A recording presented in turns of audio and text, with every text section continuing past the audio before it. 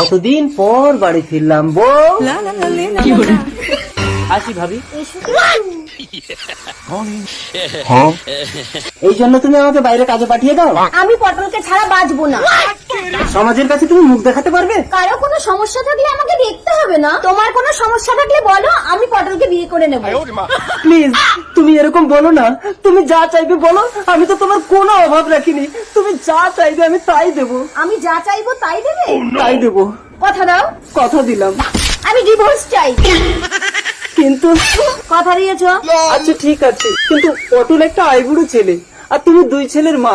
পটল কি তোমাকে বিয়ে করবে? ও যদি আমাকে ধোকা দেয়, আমি জমের ঘরে যাব, তবু তোমার ঘরে ফিরে আসবো না।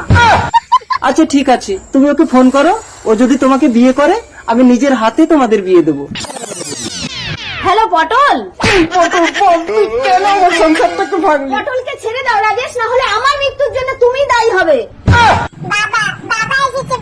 ঠিক আছে ঠিক আছে বাবা, আমি এসে গেছি। তোমরা ঘরের ভেতরে যাও। এবার বল, তুই আমার বউকে বিয়ে করবি? তাহলে দিনের পর দিন তুই আমার কাছে কেন এসেছিলি?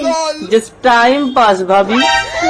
আমি এই জীবন রাখবো না। লালি, ছেড়ে দাও আমাকে। লালি, তুমি ফিরে যাও রাজেশ, আমি মরবো।